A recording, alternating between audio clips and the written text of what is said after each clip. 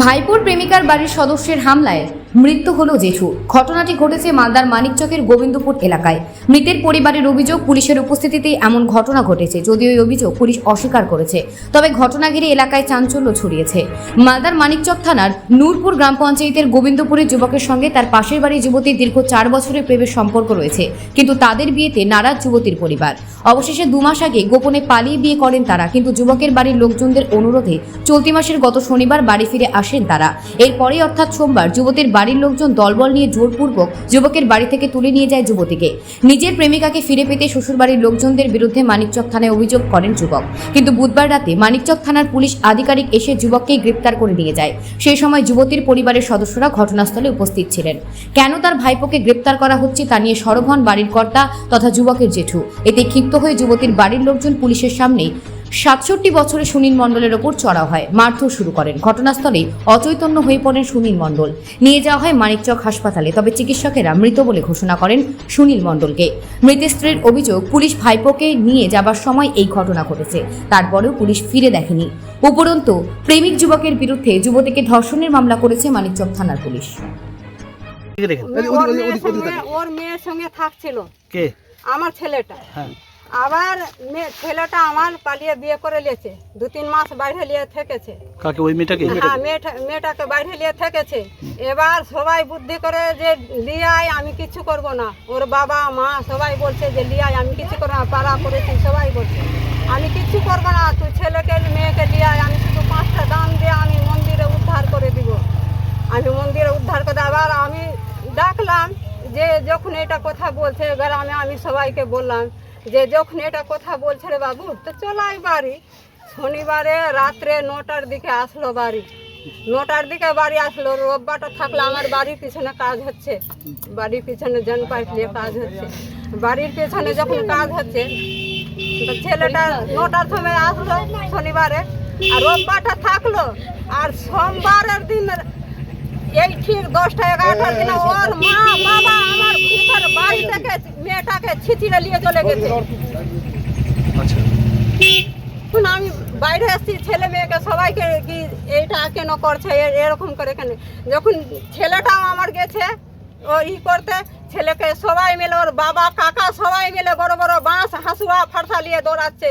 তারপর আমি বললাম যে ওর মেয়েকে যখন নিয়ে চলে গেছে, তুই বাবু আমার কাছে, আমার ধন আমার কাছে, ওর ধন নিয়ে গেছে, তো নিয়ে যেতে যে বিচার হবে, সালিশ হবে, দেখা যাবে। এসছিল এখানে, গাড়িতে উঠালো কিনা, এখান থেকে গেলাম, তারপরে দেখছি সেই সময় পুলিশ ছিল তো? হ্যাঁ, সে সময় ছিল, ধাক্কা যে মেরে ছিল পুলিশ ছিল। বাড়ি থেকে তখন নিয়ে আসলো ট্রেনে। আচ্ছা, তাহলে ডেকেছিল? হ্যাঁ, ওই লোকরাই ডেকেছিল, আমরা জানি না। আপনার ছেলের বয়স কত? আমার ছেলের বয়স 20-25 বছর। না, বিবেক মণ্ডল। মেয়ের বয়স কত? মেয়ের বয়স 20 বছর। তো ওরা তো অ্যাডাল্ট ছিল। হ্যাঁ, তাও মেয়ের সবকিছু হওয়া আছে, রেজিস্ট্রি ফেস্টারি সব হওয়া আছে। মেয়ের প্রমাণপত্র দেখানে কি প্রমাণপত্র, মেয়ের ডেলিভারি সব আছে। ডেলিভারি আছে? হ্যাঁ, সব আছে, ডেলিভারি সব আছে।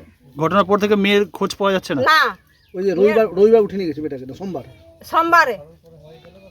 সোমবারে ওদের জন্য না আসতক, না এরকম হতক, না এরকম হতো, কিছু হতো।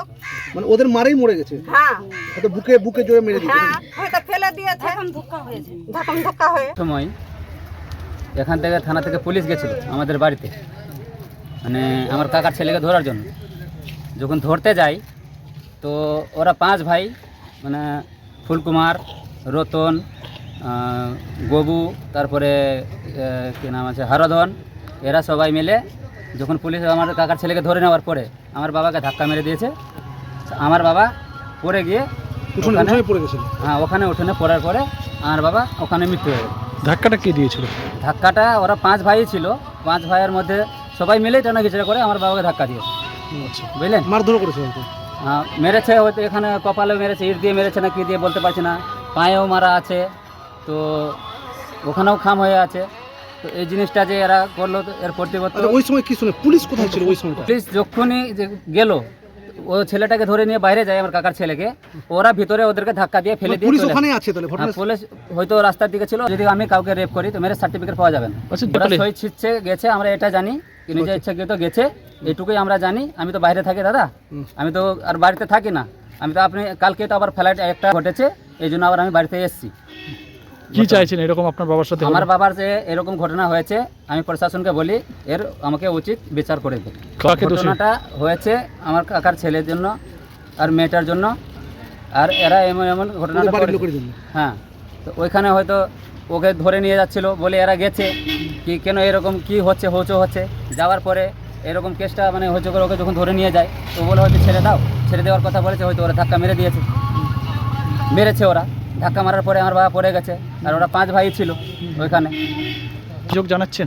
হ্যাঁ, থানাতে অভিযোগ তো আমাকে স্যার করতেই হবে, কেন আমার বাবা মৃত্যু হয়েছে, আমাকে তো কিছু অ্যাকশন তো একটা নিতেই হবে। ঠিক আছে, আপনার নামটা বলেন। আমার নাম প্রদীপ মণ্ডল, আমার বাবার মৃত্যু সুশীল মণ্ডল।